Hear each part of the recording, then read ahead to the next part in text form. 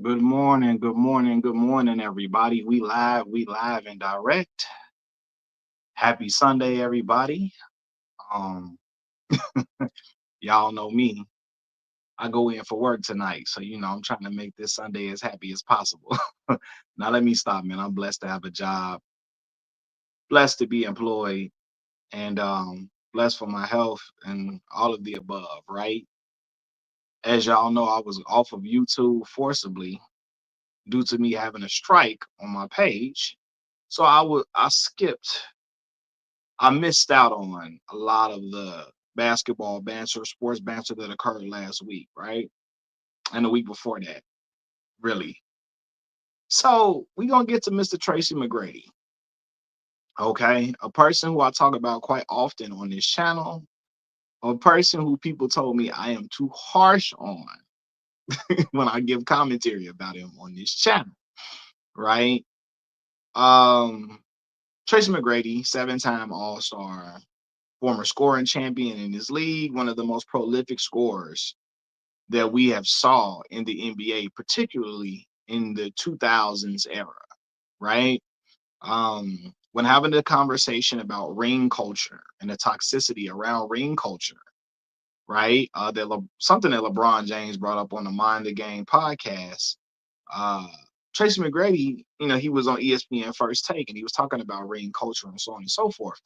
And he made the comment saying that, hey, um, he made the comment saying, what did he say? He said basically, if he played with Shaquille O'Neal, he would have won the ring. He believed he would have won the ring if Shaq was a 1-2 punch with him. And when he made those comments, a lot of Kobe's biggest fans called TMac a hater. They called him disrespectful. They called him jealous, so on and so forth. Now, ironically, Kobe Bryant fans were the people who sung the praises of Tracy McGrady the most. And it was because Kobe often said that Tracy McGrady gave him the hardest problems in matchups, right? So they would, a lot of Kobe's big time fans would sing the praises of Tracy McGrady. Even when I told the truth about McGrady's career as a player, right? Um, People would sing the praises of him.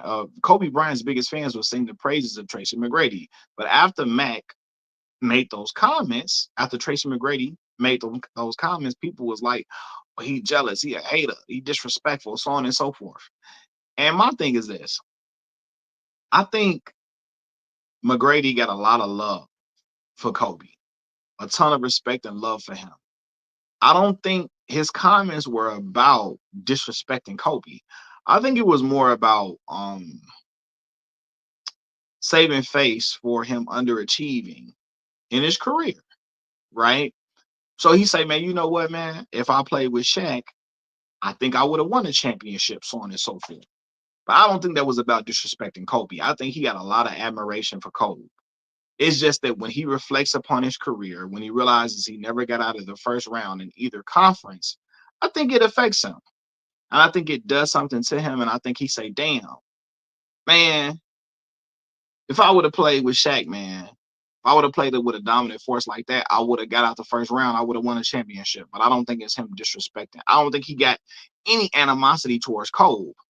But I think what it is a lot of fans. Kobe has a lot of diehard fans who, in his death, they feel like anything said about him or regarding him, they take it as an insult. They take it as disrespect. They take it as fighting words, and it's not that deep. It's not that deep. Um, so let me say this, Cully. Shout out my man's Cully. Cully said my favorite thing about the Kobe stuff is. Cully said my favorite thing about the Kobe stuff is you wouldn't be saying that if Bean was alive. Man, nobody afraid to do. Now I hate those comments like that because it was certain people that were saying things when he was alive, and they say this about grown men as if they were fearful of him. Like, you know what I mean? I see people even using the Tupac quote, about they fear me in my physical form. They say this when I'm gone. I'm like, nah, they wasn't afraid of Kobe. You know what I mean? Like, come on, we gotta cut that out. But I don't think. Matt, I don't think Tracy McGrady was hating on Cole. I just think he feels I think he feels a way about how his career played out. And I think he look and say, man, damn, maybe if I'd have played with Shaq, I would have had a deeper run in the playoffs. Maybe I would have won a championship. You feel me? But my thing with Mac is this though, with Tracy McGrady. I always say this about Tracy. Prolific scorer, one of the greatest scorers we've ever seen in a post 2000s era. But we can speak about championships another day. Again, Mac never got out the first round in either conference, even in years when him and Yao were both healthy. That's a strike against him. As great as a scorer he was, an all-star, he's a perennial all-star for years. There's a strike against him that he couldn't get out the first round. You know, big time players, we remember significant playoff moments for those players, from those players. We don't remember any playoff moments from Mac because he has no prolific playoff moments for real. Mac's the greatest moment people talk about with Mac is him scoring 13 points in 33 seconds, and that was in a regular season game. You feel me? So that's the thing. But I don't think he has any animosity towards Kobe.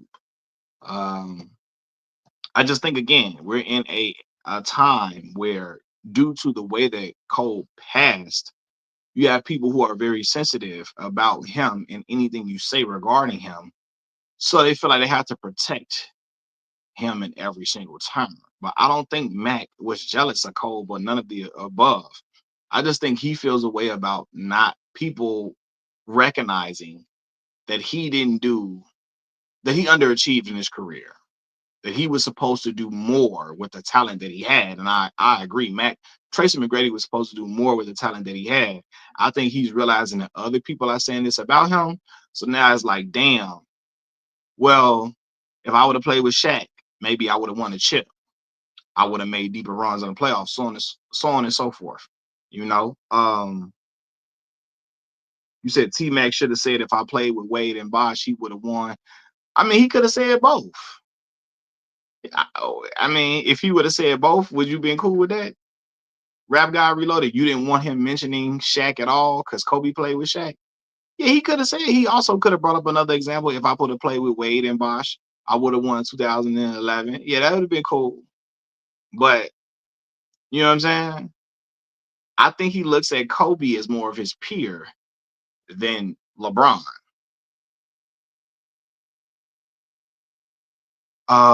So if Anthony Edwards teamed with Shaq, he would win multiple championships. He got to the Western Conference Finals. I don't get people saying T-Mac would win multiple championships with Shaq. I think why they don't say that, bro. And I mean that could have been seen, right? Because Shaq was the most dominant force we had ever seen in the NBA, and in the modern era of the NBA, he was the most dominant physical specimen we have ever seen. But I think people saying that they don't know if he would have won championships because we never saw Matt get out the first round. And that is held against him highly because it was times where Yao was healthy and they didn't get out the first round. We saw T-Mac lose a 3-1 lead against the Detroit Pistons the year before they won the championship when Rasheed Wallace was not on that team. You know what I'm saying? So I think people look at those shortcomings from Mac and say, you think he would have won a championship? But I agree with that. With as a prolific of a scorer as T-Mac was, along with the physical dominance of Shaquille O'Neal, hey, it should. Yeah, who knows? They might have could have won. They might could have won. The way T-Mac feels about Kobe is how Paul George feels about LeBron. Paul George always say, give him LeBron teams that he would have won. That's what Paul George said. Maybe. I don't know. Paul George is an extremely skilled player, for sure. As of lately, he ain't been healthy. I know that for a fact. So, yeah. Derek D-Rex says, Mac Mills, good morning to you. Good morning, fam. He said, Braun basically was saying that if rings are the end-all, be-all, then Bill Russell is the unquestioned, undisputed GOAT. Now, that is correct. I think I talked about it on the channel, basically, where Braun, I think he got misconstrued. I don't think he said champion. He didn't say championships didn't matter. I don't think he says championship. He didn't say championships don't mean anything. I agree with you. He said they're not the end all be all, because if so, then Bill Russell would be the undisputed GOAT. Then Kareem Abdul-Jabbar would be over Kobe Bean Bryant. But you got a lot of people who say Kobe is number two, even though Kareem got more championships than Kobe. He got more league MVPs than Kobe. He got more finals MVPs than Kobe. He had more career points than Kobe. And you still got people putting Kobe number two, even though Kareem got 6 chips. You feel me? So, yeah, because AC didn't get out the first round. Hold on, AC. I'm lost. AC. Did you mean to say Mac? All TMac mentioned is Kobe and TMac played in the same era with Wade and Bryant. He did. I think he looked at Kobe as more of his contemporary, I guess, as his as yeah, it was more. Kobe was around his age. You know how that go. Kobe was around his age. So I think that's how you looking at it like that. Chris, what's going on with you, boss? How you feeling, man? Yeah. So I think he look at Kobe because Kobe, he mentioned Kobe because Kobe was around his age. He was close to Kobe. So that's why he look at it like that. Even though him and Bron were both playing in the league at the same time, him and Wade were both playing in the league at the same time. So you heading to church, okay, cool, man. Have a good day of service, man. Have a good day of service. Um, but yeah, I don't think I don't think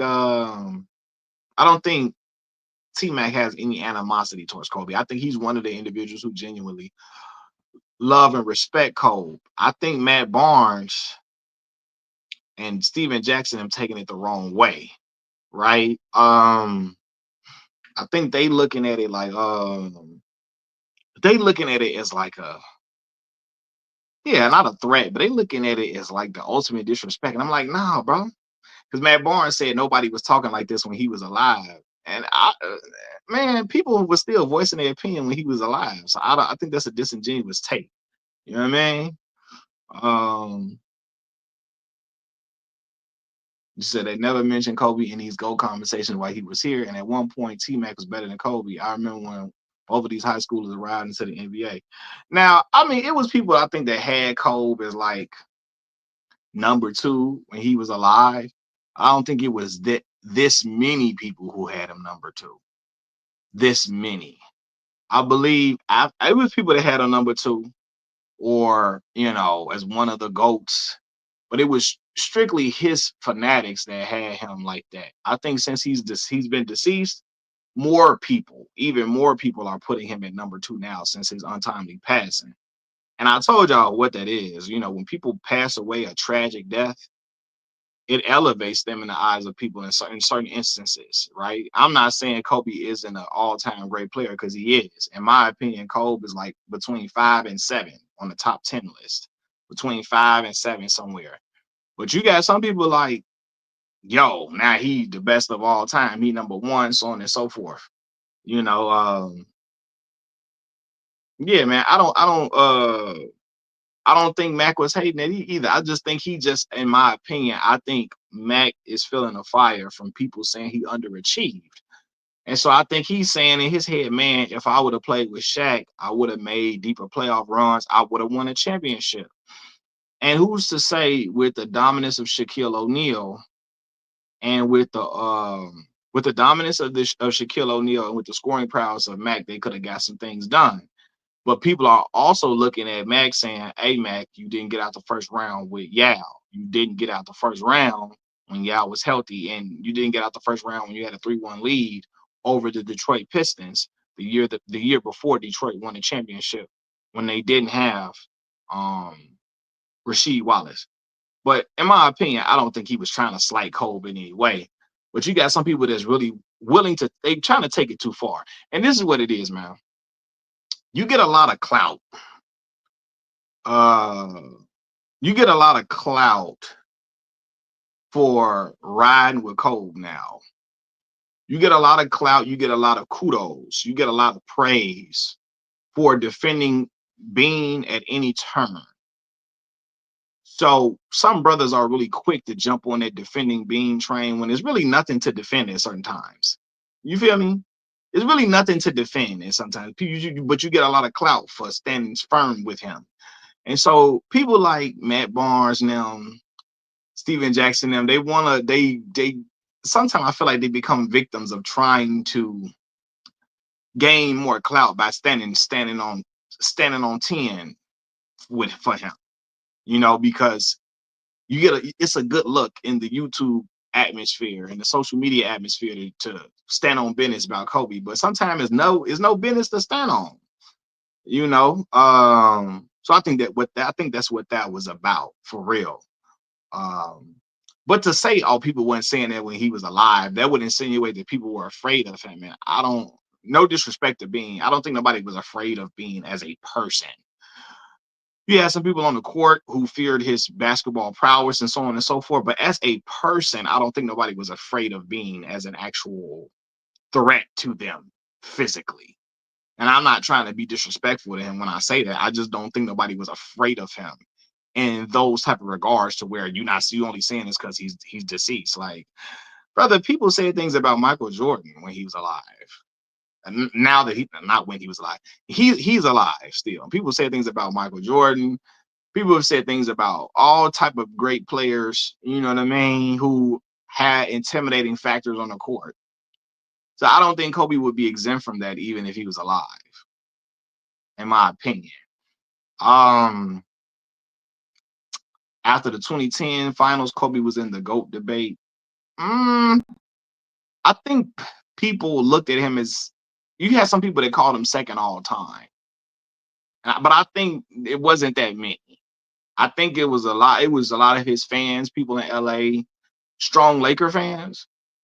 But I don't think it was this many people that had him number 2 overall until his passing. Now, it was some people that had him number 2. It was some people that did, and a lot of that came with the fact that his his playing style uh, mimicked Michael Jordan. They had similar playing styles, but in my opinion, Kobe was nowhere near as dominant in that style as Michael Jordan was. Kobe was an all-time great player. Like I said, he like number 5 to 7 on my top 10 list, but he wasn't as dominant as Mike, and to me, it's not close either. They just had similar playing styles.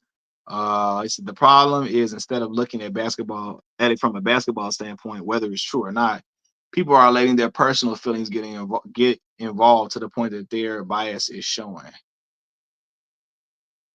Yeah. Uh,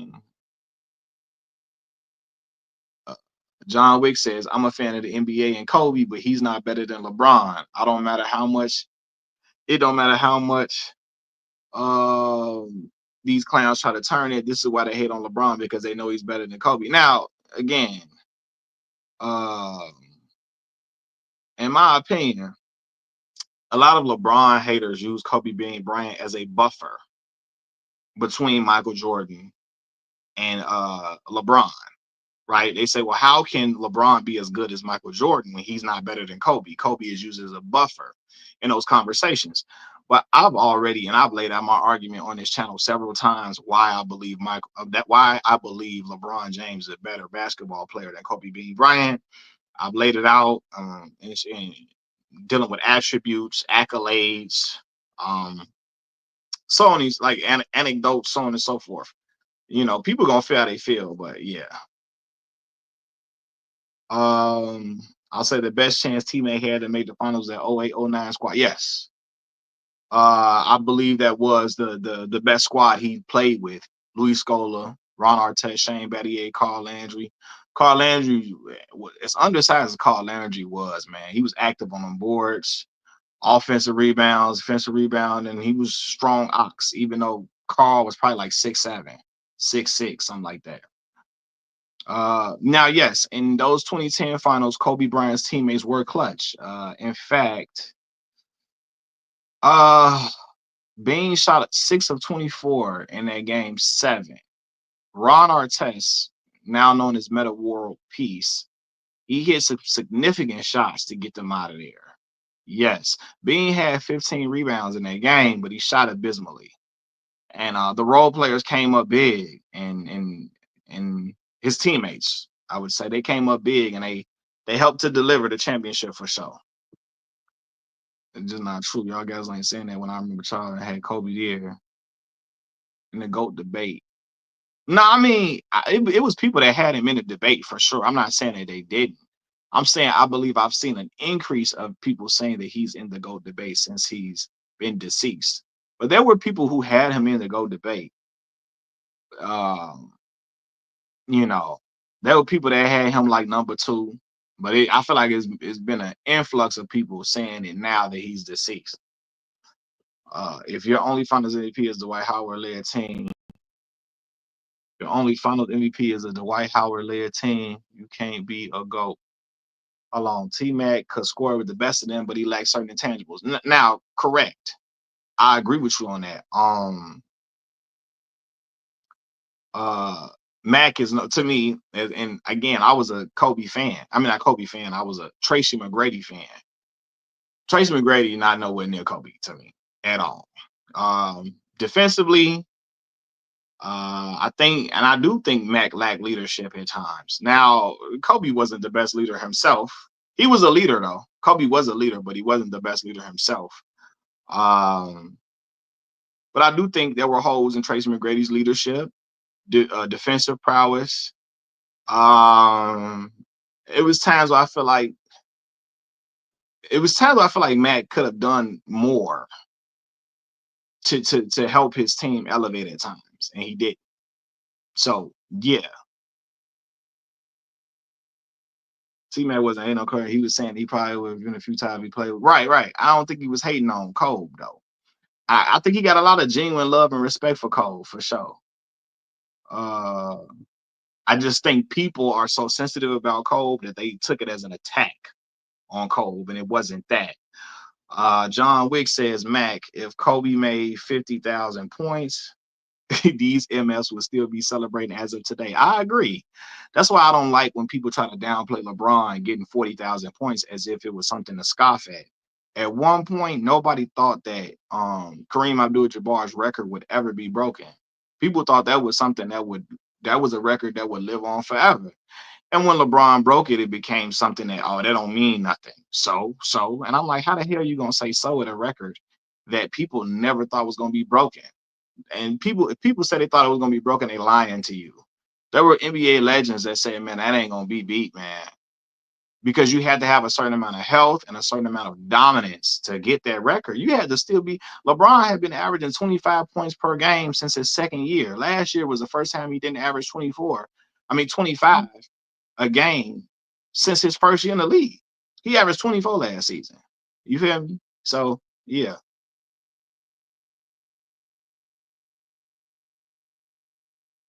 So I like Kobe. Don't get me started on me time Derek Fisher was clutch on the free throws. Well, no, Derek Fisher was clutch for those Lakers. He was. D Fish was clutch for sure. I do believe T-Mac could have filled Kobe's role on that prime Lakers squad. I think he could have played a great role on there. You feel me? But I think it would have been some things missing from Mac as far as defensively though. But Mac, if you would have told Mac just focus on scoring, you also playing and feeding the big fella, he would have got out the first round. Now, you would like to think that with Mac's scoring prowess and Shaq's rebounding and physical dominance that they would have won the chip, but I don't know. I don't know. You would like to think so though. You would like to think so. I would like to think so, but sometimes I wonder. Derek Fisher hit the game time shot in Game 4 of the 2009 NBA Finals. Yeah, and he hit the go ahead three in OT. Fish was clutch.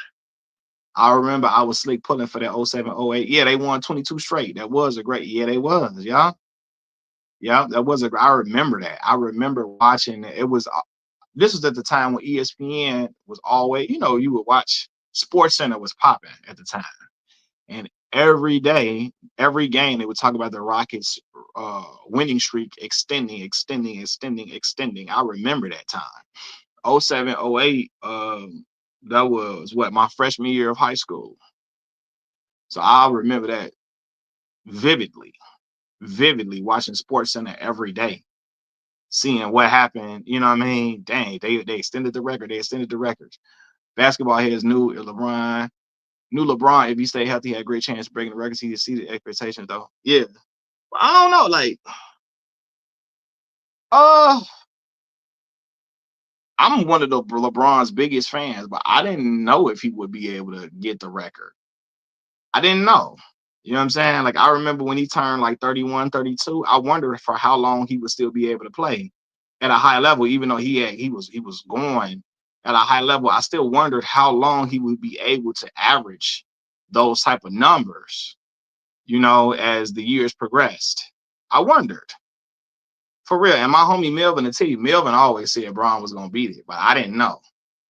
I think Matt could play D when he wanted to. He's pretty solid his last year in Toronto. Yeah, for sure.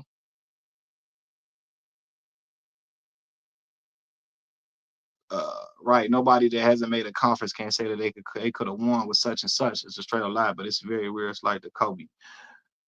Yeah, I think that's why Mac got some criticism because they saying you never get out the first round. You know what I'm saying? But I don't think he meant it to disrespect Bane though. I just think he realizing that he underachieved in his career and he like, damn, if I would have played with Shaq, maybe I probably would have won a championship. If I'd have played with Shaq, I'd have won. If I'd have played with Shaq, I'd have got this, that, and the third, you know? Mac, the issue is LeBron was a bust. He's comparing to MJ since he enters the league. This dude overachieved. The issue is, uh, you said LeBron was a bust. What you saying? Wasn't a bust, right? Wasn't a bust, right? Exactly. That's the point for me, right? LeBron overachieved, and I don't think nobody can disagree with that. Like if you when he became #1 draft pick, I don't think nobody thought he would win.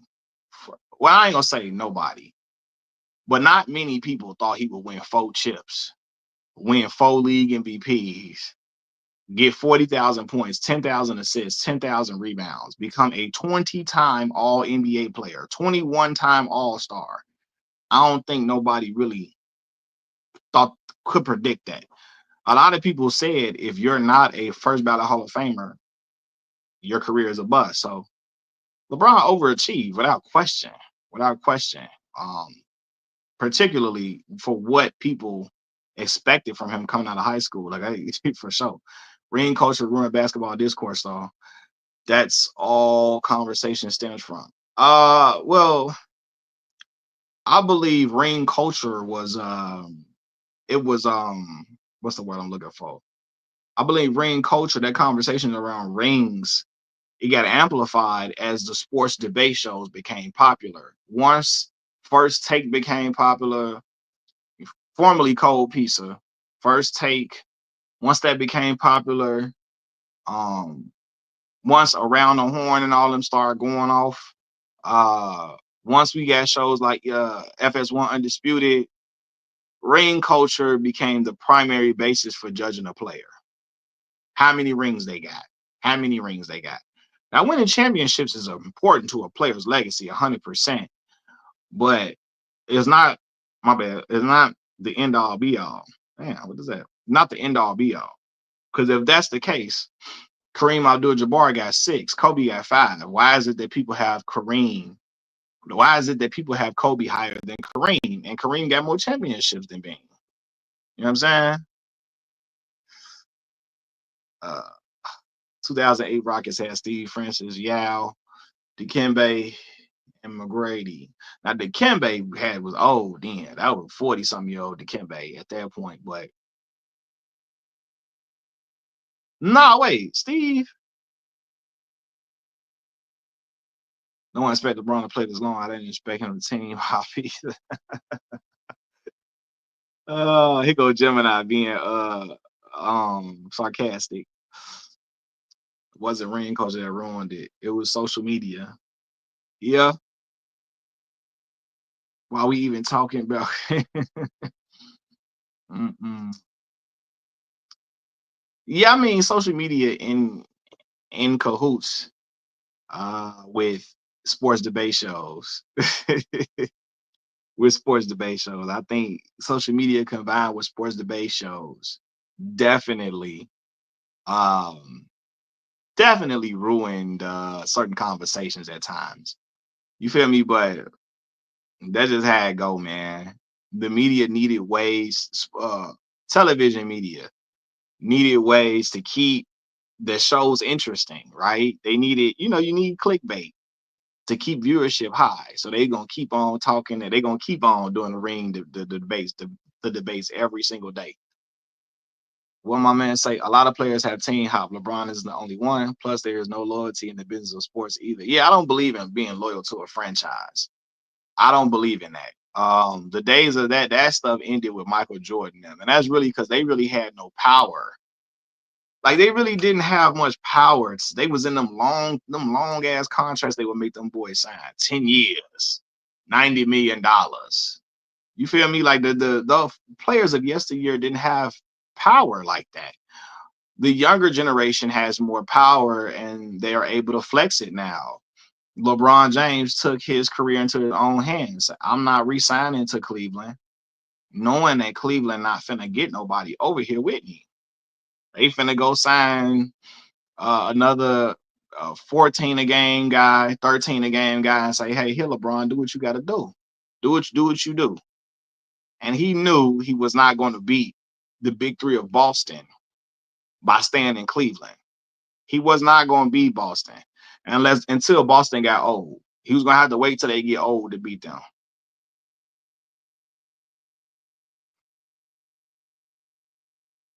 It's funny that a lot of folks clown former NBA players for their knowledge of the game while listening to goobies who never set foot on the court.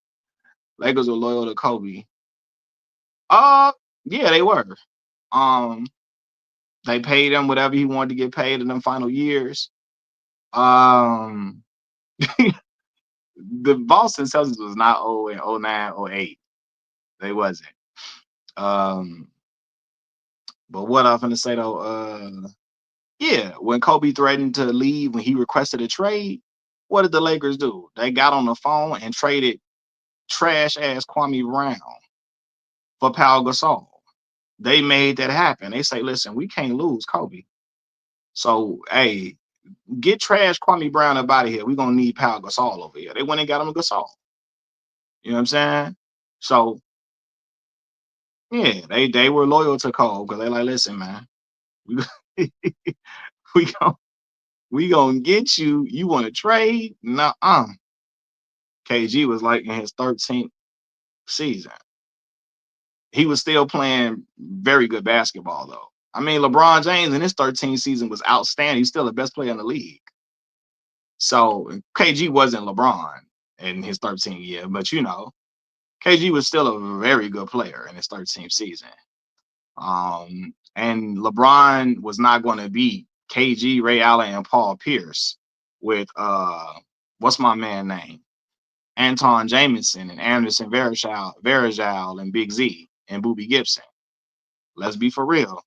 He was not going to beat Paul Pierce, Ray Allen, and KG with Anton Jamison, Booby Gibson, Big Z, Anderson Varejao, and Mo Williams, especially when Mo Williams was shooting 5 of 16 and 5 of 20 in playoff performances. He said, because he's not built like that.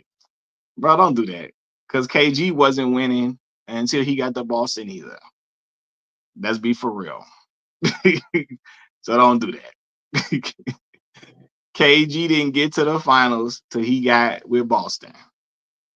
And KG was a great player. All-time great player. Was a league MVP. You know what I'm saying? And you gonna say he wasn't built like that? You feel me?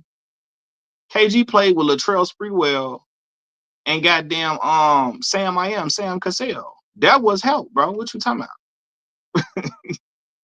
Spree and Sam Cassell was hoping. The year, but what was that? A couple of years before, a couple of years, what was that? 04? 04. Now they got rid of Spree because Spree wanted some more paper. But come on, man. Tom Gugliotta. Gugliotta. I used to play NBA hang time. They'd be like, Gugliotta. Come on, G. Come on. So you're telling me that LeBron, Mo Williams, and Anton Jameson was better than KG, Sam Cassell, and Latrell Sprewell? Come on. The help conversation versus the ring conversation. Basketball is 5 versus 5, not 1 versus 5. That's true. TMac had the talent, but never the heart. That's all. I think Mac had heart, man. I just think it was just certain holes in his game. And yeah, he underachieved for sure. Like, I just think Mac's primary focus was scoring. And that was it.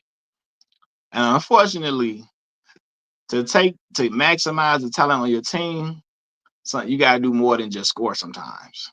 You feel me? Sometimes you gotta do more than score, especially depending on your physical size.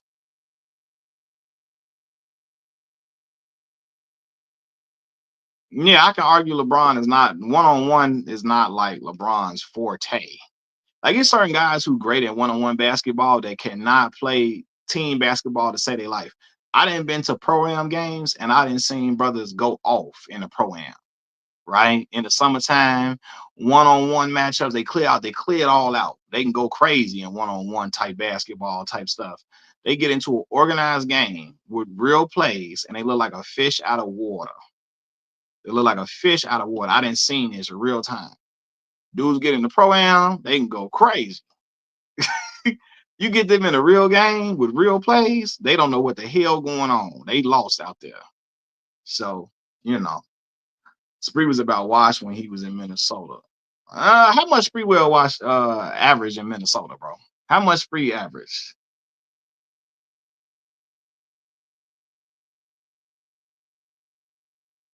How much Spree average in that year in Minnesota?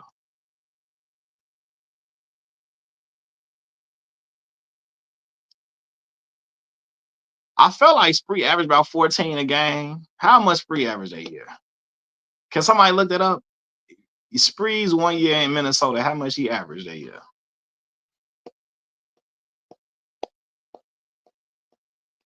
Lord, that Jay-Z let go.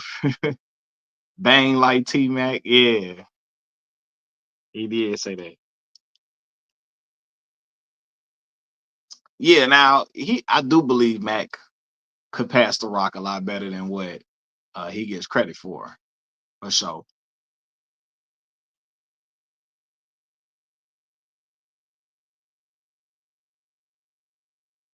But I got a FET on him,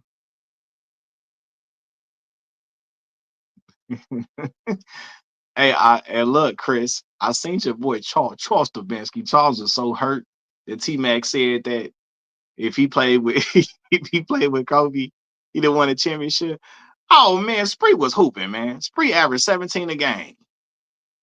But I mean, Spree wasn't done. He averaged 7. I knew Spree was like, I'm like, Spree was, I don't remember Spree looking garbage that year. Spree was hooping. Spree averaged 17 a game. Y'all talking about he washed? Come on, bro. We not finna do that. We not finna. He averaging 17 a game. What? They just couldn't beat the Lakers. But Spree was hooping, man. We ain't doing that. We ain't doing that. In a big three, Spree averaging 17 a game. Come on. Spree was head and shoulders above Booby Gibson. Booby Gibson made his name that one game he went for 40 against Detroit. That was like game 5 or something. He went game 5, game 6 or something. Booby went crazy. He went for like 40. And he got a contract off that game too. And people just thought Booby was cold after that. Booby was aight. He was aight with 2 T's. Aight. Booby was never no killer though. It would have been interesting to see T-Mac playing in a triangle with Phil. Yeah, it definitely would have been. I ain't gonna lie. It would have been that. I ain't gonna lie, it would have been interesting. Booby was aight. They was coming here talking like Booby was a killer. He was never that. Assalamu alaikum. Wa alaikum salam, brother. People greeted from Oklahoma City. Okay, talk your talk, Stephen Truitt. Talk your talk. Shay Gilgis Alexander, SGA. SGA, he don't play.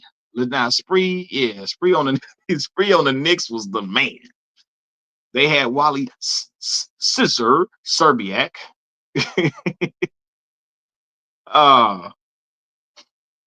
Gary Trent, Fred Hoiberg. Yeah. Allen Houston was nice. Allen Houston is also a brother of Kappa Alpha Psi fraternity, just like me. But Allen Houston was Tennessee Touch was nice. Dreamers Pro be getting on there every day. Look. The man ain't talked about Milwaukee waving Damian Lillard one time. Every bit of video been about LeBron. LeBron is a disgrace. He's disgraceful. Every video, he's disgraceful. And I was like, damn, Joe, like I know if I was one of them dudes, boy, my channel would be crazy if I just hated on LeBron all day long. Cause I know, like, cause these dudes can't talk shit like I talk. They can't talk trash with me at all. Every day Dreamer Pro get on there. LeBron is a disgrace. He's a disgrace to humanity. He is trash. He's garbage. He's the worst thing that ever happened to basketball. And you got brothers actually believing that. Brothers be drinking that Kool-Aid. LeBron is a disgrace. I think if you put LeBron with TMac, they would have made some noise. I believe so. I believe you would have put Mac with Bron. It would have made some noise for sure. Bron would have had another dude that could go for 30 with him. That would have been great. Bron would have had another guy that could go for 30. Ain't nobody on Bron teams in Cleveland, first Cleveland Sting can go for 30 on a consistent basis. Big Z gets you 30 every leap year. Big Z would get you 30 every leap year. Who else? Anton Jameson probably was like the best scorer that Bron played with during that time in Cleveland. He said, man, you got a lot of basketball knowledge to be so young. I appreciate it, man, bro. Since I was 7 years old, I was literally sitting down watching basketball with my people, like intensely. That's because my cousin played ball. And he went on to play at West Virginia and all of that. And like I would be immersed in the game because we would be at his games all the time watching him play. We was at AAU games in the summer. So I was just in tune with it. I would watch the games with my cousin. My grandmama watch basketball. God rest her soul. My auntie taught my cousin how to hoop. So I was just all locked in with it. But no, yeah, Big Z gets you 30 every leap year. Anton Jameson wasn't a 30-point scorer like that. By the time he got to Cleveland, he still give you 18, 17, but he wasn't a 30-point scorer no more. Yeah. No, my cousin played for John Beeline. This is when Beeline was the coach. No, Coach Beeline. This is when, like, this is before Bob Huggins was at West Virginia. This when West Virginia was at the bottom of the Big East. When the Mountaineers were like, when my cousin played for West Virginia, Kevin Pittsnoggle, a white dude that was a shooter, he was a star for West Virginia. My cousin played 1 year West Virginia. Then when my brother had got his life taken from him, he transferred to Toledo, University of Toledo in Ohio. But yeah. When my cousin was to West Virginia was at the absolute bottom of the Big East. Dude named Drew Shafino was a star. Drew Shafino is the uncle of Jalen Hood Shafino, who the Lakers drafted. Matter of fact, yeah. Drew Shafino was the star at West Virginia. Then Kevin Pittsnoggle became the next one after that. But yeah, Drew Shafino, the uncle of Jalen Hood Shafino, who the Lakers drafted. That was my cousin's teammate. A lot of people are gonna turn on Mike next year when they realize turn on Mike next year, they're gonna say he getting paid by Clutch for saying positive things about today's game. I can't wait till Michael Jordan get on NBC. He gonna disappoint Dreamers Pro so much. Dreamer Pro gonna be crying. That's gonna be my next video. Because they think Mike gonna trash today's players. They think Mike gonna trash LeBron James. They think Mike gonna trash today's NBA. He's not gonna do that. And they gonna be so disappointed with Mike. They're gonna be so hurt. I'm gonna be laughing like a motherfucker. I'm talking about I'm gonna be laughing my ass. I'm gonna get that old Eddie Griffin laugh. I'm gonna get one of them other. You feel me? Did my cousin play with Joe Mazzulla? No, I don't remember Joe Mazzulla that. My cousin played at West Virginia from '03 to '04. 2003, 2004, his first year. '03, '04 season. I don't think Joe Mazzulla was on that. Was he? I don't think he was on that roster. There's a dude named Frank Young. Frank would eventually become like a 17, 18 point per game scorer at West Virginia. Tyler Relf. Tyler Relf is often on the podcast with Theo Pinson, the white guy that teach people how to dribble. Tyler Relf is a basketball trainer, white guy. He was on Theo Pinson's podcast. Tyler Relf was my cousin Gerard's. That was his roommate. I don't know if y'all don't even know who Tyler Relf is, but he was on Theo Pinson's podcast a few times. White dude that, you know, he be training people. Kevin Pissnagel was there. Shafino. Trying to think who else was on that team. I remember we went to go see my cousin play when they played Notre Dame. Notre Dame had a dude named Chris Thomas. Chris Thomas could hoop, boy. Chris Thomas could hoop. And Notre Dame had like the Halloween theme song. That's what they used. The Halloween song. They would use that to as the intro for players. Somebody said, Mac, are you nice at ball, bro? No, I'm not.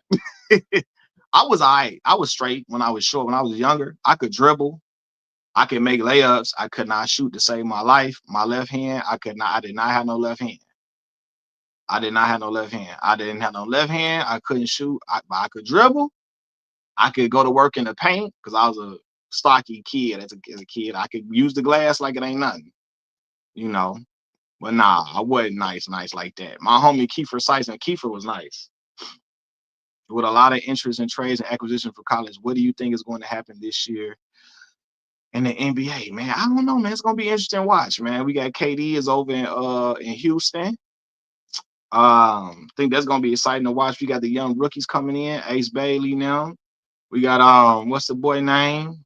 Cooper Flag, in Dallas. So yeah, crazy about it. And what was the white boy that was going crazy about? He ended up being a bust at what, West Virginia? Chris, talking about Joe Alexander? Was that Joe Alexander you talking about? That went with West Virginia? Was that Joe Alexander that went to West Virginia? I'm driving. That's why my messages are grammatically incorrect. But I was wanting to ask you, what do you think is going to happen this year in the NBA? I really can't call it. Oh, you're talking about at Notre Dame. Notre Dame. Who's a white dude at Notre Dame? I'm trying to think who you talking about. White dude. Oh, stocky dude. His name was what's his name? I know who you talking about. What was dude's name, man? He played big. He was a big, right? He wasn't a guard, you talking about, right? He was like he was like a forward or something like that, right? That you talking about? Had a haircut like Guile from Street Fighter. Had a haircut like Guile from Street Fighter. What was his name, man? I forget his name. I know who you talking about. I forget his name though. That's crazy. Um, damn, y'all gotta find that guy's. I forgot that dude's name, man. Damn. I know his face and everything. I just forget his name, but I know who you talking about. Yeah, I somebody got to figure out who the what was the last few star basketball players at Notre Dame, and then we'll get it from there. Damn. But yeah, man, I remember I would watch Luke Herringody. That is the man's name. Yes, Herringody. Herringody. That was his. Luke Herringody was his name. Yes. Man, I used to watch college basketball so heavily. I remember all these dudes, man. Like I said, when my cousin was playing, I used to watch college basketball heavily with him. I remember TJ Ford and Royal Ivy at Texas. TJ was so nice. Carmelo and them beat them. Heron Goldie was from Decatur, Illinois. Figures, South Bend is not far from Chicago, probably like an hour and 40 minutes from Chicago, South Bend, Indiana. Um, yeah, TJ Ford. I remember Hakeem Warwick that played with Melo at Syracuse. I remember, man, I remember a lot of these dudes, man. I remember college basketball was very, very fun at that point. So I would watch these games with my cousin and them and just be like, dang, who was this dude? Who was that dude? Kirk Heinrich, shout out Kirk Heinrich, man. Captain Kirk. He went to Kansas. I remember we drafted Kirk Heinrich. I thought Kirk was gonna be a scrub. Kirk was out there balling for the Bulls, man. He never was an all-star, but he was more than serviceable guard. Like Kirk would average 14 and 7, 15 and 6, 16 and 6. Kirk was nice. He could hoop. Kirk Heinrich was a hooper for real, man. I got a lot of respect for Kirk Heinrich. Grayson Allen, that dude, Grayson Allen. I remember Grayson was there. Grayson went off in the championship game for Duke for them to win in 2015 when Jaleel Okafor from Chicago went to Whitney Young High School. That's when Jaleel Okafor and them won. That was around the time when Chicago kept producing talent. We had Jaleel Okafor, and then it was Jabari Parker around that time. So TMac would have gotten those 2 years, but nothing after that because he could never do what Kobe did in the playoffs. Now, I agree. Kobe would elevate his game in the playoffs, and Mac failed to elevate his game in playoff performances, unfortunately for that brother. So, yeah, but like I said, I don't think Mac meant any disrespect to Kobe when he said what he was saying. You know what I'm saying? I just think people are very sensitive when it comes to Kobe.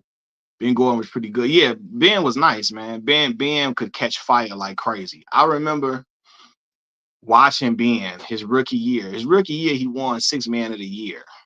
I remember watching them games and just going crazy because Ben could catch fire like it wasn't nothing. Ben could go for 40. Like in a heat, like if he hot, he not missing. Ben was a dog. He played well when D Rose is there. He just wanted more money from the Bulls. And the Bulls wasn't willing to give him, I guess, the big contract, I guess a certain amount of money he wanted. He went to Detroit for a little bit more than what the Bulls offered him. And after he went to Detroit, he was never the same after he went to go play for the Pistons. But that last year that Ben Gordon was in Chicago, I remember Ben had like a 42-point game. That's when we played Boston in the first round. Ben had like a 42-point game against Boston, and we won that game. Ben went crazy. You know what I'm saying?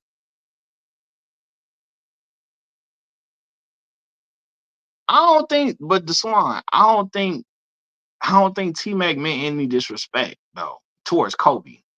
I just think he realizing he underachieved in his career, and so he like, man, if I'd have played with Shaq, I would have won a chip.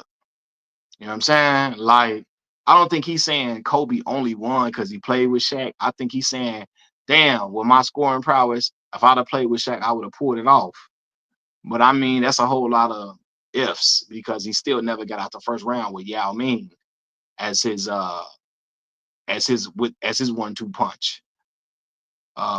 Chris say Joakim Noah Luol Deng. Damn, if D Rose never got hurt, the ultimate what if? Yeah, man. I still remember that game to this day. I was so hurt, man. And Pooh kept getting hurt for years after that. And then by the time he got it together, he was a little older by that point, but he still was very serviceable. You asked the New York Knicks. He came up so big for the Knicks a couple of years ago in the playoffs, man. He was coming up big for them. He was the main consistent scorer for them off the bench. You know what I'm saying? So, yeah. But Pooh, man, I respect Pooh for the resiliency he showed because he could have gave up a long time ago. Replace Ben. Oh, yeah.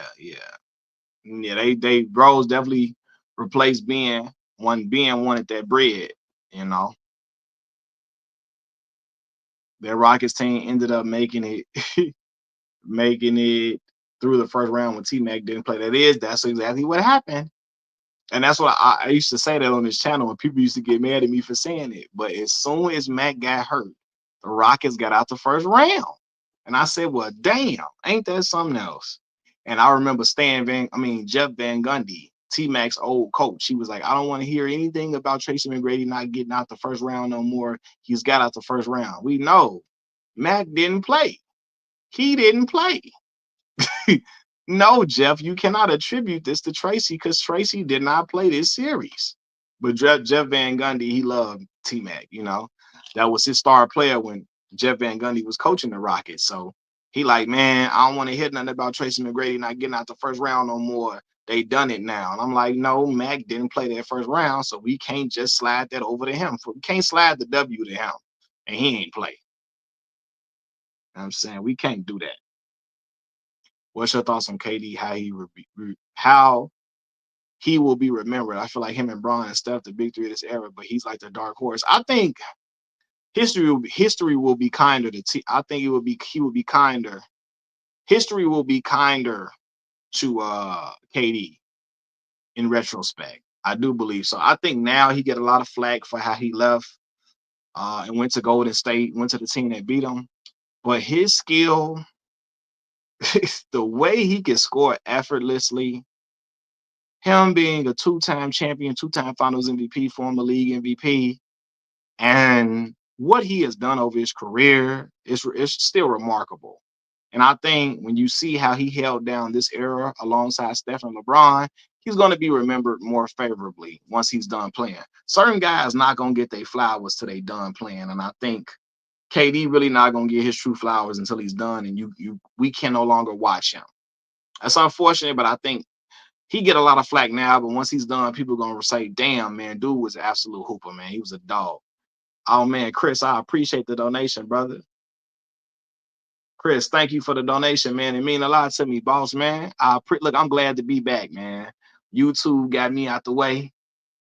I'm like, man, I got to get back in the mix, man. They can't have me out here held down like this, man. I'm glad to be back on here talking to y'all because that strike hurt my heart, bro. It hurt my soul.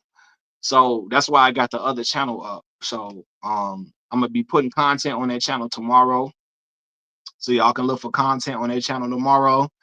And we're gonna have a good time on both of these channels, man. So, but the other channel, I got a second channel. So if you want the link to the second channel, go into my post section of my YouTube channel. And when you go to the most recent post I made is a post with a link to the second channel, and that is a channel that I'm going to have other content on, but it will also serve as a backup just in case this channel get a strike again or something crazy. You know what I'm saying? How come players end up in Detroit when their career fade out? Blake Griffin, T-Mac, Iverson. Yeah, they try to trade them. They think sending you to Detroit is sending you to purgatory. They think they're sending you to no man's land. You know what I mean? But and Detroit deserves a lot better, man. Detroit, a great city, great sports town. They deserve better in Detroit, man. But yeah, they do. When they feel like you about to be at the end of your career, they send you to Detroit. Now, Blake Griffin made the All-Star team in Detroit. T-Mac and Iverson, they didn't, but yeah. You need a tick. So I'm gonna get a TikTok, man. My daughter gonna teach me how to work it, man. Because everybody telling me I need to be on that thing, and I can just put up a lot of my content that I speak about on YouTube and chop it up and put it on TikTok. So I'm gonna do that, man. I don't want to be held back. So I feel like it should be no limits to certain content. So I'm gonna take it to TikTok. I'm gonna have my daughter. She here with me now, so I'm gonna have my daughter show me the ropes on how to navigate TikTok because she was navigating TikTok years ago. That's the benefit of having a teenage child, man. So my daughter 14, she know all the ins and outs about TikTok, how to work it, how to operate it. I'm gonna have her sit down with me, and we gonna put a lot of the content on there so we can still spread the word about the channel and awareness and engage with everybody, man. Um, yeah, but we gonna talk about a lot of different stuff, bro. For sure, man. I appreciate the suggestion though. 100%.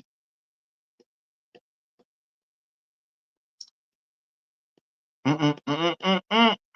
But yeah, man, I'm glad to be back on here with y'all, man. I got on here pretty early today, man. I wanted to get on here before my son get the up and running around and active, and I gotta make him something to eat, so on and so forth. So I'm like, let me get on here and catch y'all early if I could. I know it's Sunday. I know people going to church. I know some people still asleep from partying. You know, I know it's the 4th of July weekend. Everybody was, having a good time, eating barbecue, fireworks going crazy, all of the above. So I know people are spending a lot of family time with their people. So I get it, but I just wanted to catch whoever I could catch in the morning. You know what I'm saying? I'm feeling pretty good today, feeling energized. I got work. I got to work tonight. So yeah, I believe the Pistons are back. Yeah, Pistons nice, man. I like the direction the Pistons going in, man. I like the team they got, the young talent on their squad. I think they got a bright future ahead of them. So I'm interested to see how they will contend in the Eastern Conference this upcoming season. But I got a lot of respect for them, man, and how they hooping, how they handle business to close the season out, man. And the playoffs, man, they gave who was that they were playing? The Knicks. They gave the Knicks some really tough, close games, bro. Like, they was not playing. They was right there with them every single game. So I'm looking forward to see what Detroit does. Like I said, they're a great sports town, great sports city. Chicago's on. Isaiah Thomas went to Detroit, 1-2 there. D Rose played for the Pistons too for a little minute too. So yeah, man. Um, I'm excited to see what they can build upon out there, man. For sure.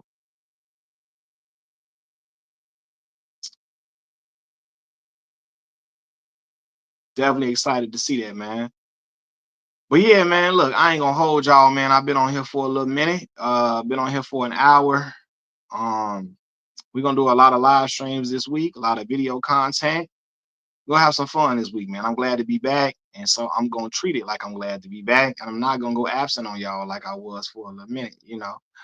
I'm gonna give y'all some content. We're gonna talk about a lot of things that I missed, things that occurred this week, so on and so forth, from the sports world, from the entertainment world, etc. Machiavelli Mills TV. I'm out, y'all. Peace.